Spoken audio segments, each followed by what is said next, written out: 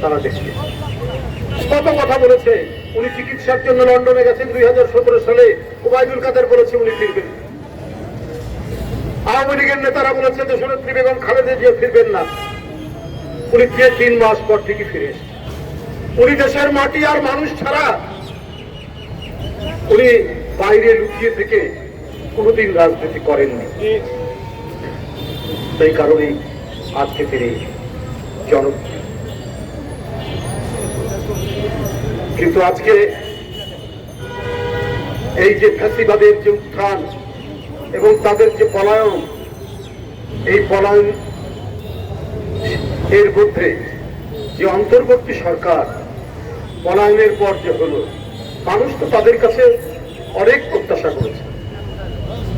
তারা সংস্কারের কথা বলেছে, সে সংস্কারও মেনে নিয়েছে